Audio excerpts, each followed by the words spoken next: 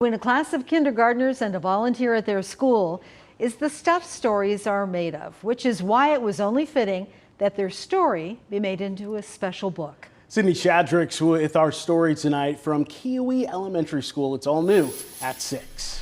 Where would you like it delivered? At Kiowee Elementary School, he's known as Mr. Chase. He does a lot of things here at the school, is always around everywhere. His mom, Andrea, works at the school, and Chase is happy to volunteer alongside her. He runs a lot of errands, delivers a lot of things all over the school. Kids know him everywhere. He's like a rock star. They just love him. Yeah. Day one, they just fell in love with Mr. Chase. So when it came time for the kindergartners and Miss Holman and Miss Wells' class to put together a book as a yearly assignment, the subject was clear. Chase is special because he rides in a wheelchair. The book would be about Mr. Chase. They love him unconditionally. So put that into words and pictures that they draw, you can't replace that. Each page written and illustrated by a different student, showing what they love about Mr. Chase. Words of wisdom. They could have done books about whatever they wanted, because they do a book every year at the end of the year anyway, so I was happy that it was about me. And even though these kindergartners have many years of learning left, they're already teaching one of life's biggest lessons. We want everyone to know that even though someone looks different, even though someone talks different, that they still have a way of communicating, and they still have a heart, they still have a brain, and they think and feel just like you do.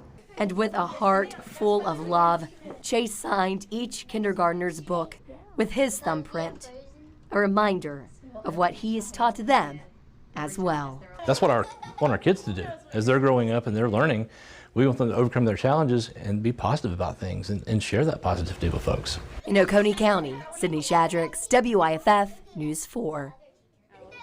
How amazing was that? It really is. Wow. Mr. Chase says his favorite part of the book is that each student wrote their own page, making every page unique, just like they are.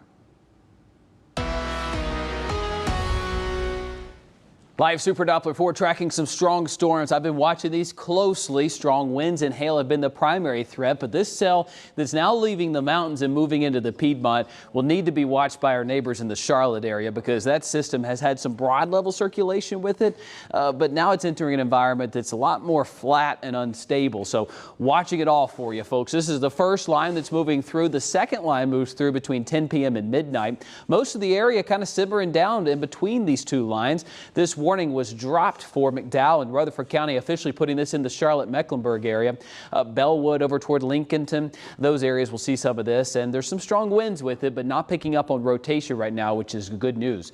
DeSartsville seeing some heavy rainfall remaining out of that cell. Into the upstate, we still have heavy rainfall out of this. This is moving into Abbeville, Greenwood, and Lawrence County. Lots of lightning associated with this. It's heading toward the lake, over toward Lawrence, and kind of paralleling I-26 at this moment. Anderson, you're in the clear. Thankfully, your warning was just dropped. Lots of lightning associated with it, and some pea-sized hail still possible as this line pushed out of Belton. Now it's in Abbeville County. Heavy rainfall moved through downtown Spartanburg. Now it's over central Pacolet and pulling out. We're watching this activity back toward Tennessee. Look at this line that is beginning to form. This is the final line that'll move through the upstate 10 p.m. through around midnight, and in the mountains about 9 p.m. through 11 p.m.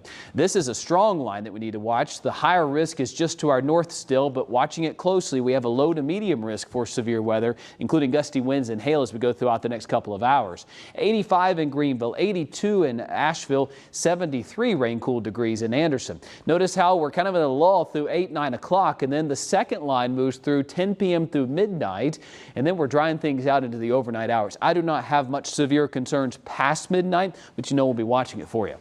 Brand new computer model just came in, kind of correcting itself based on current conditions, showing we're pretty much good through 8 o'clock. And then by 9 o'clock, Asheville northbound seeing this cell move through. This line crossing into the mountains about 10:30. By the time we're going on the air at 11 o'clock, it's approaching the upstate, but in a much different fashion. The mountains breaking a lot of it up, and we're well past sundown, so it's not working with as much energy to where we got some rain to watch as it moves on through for tomorrow morning.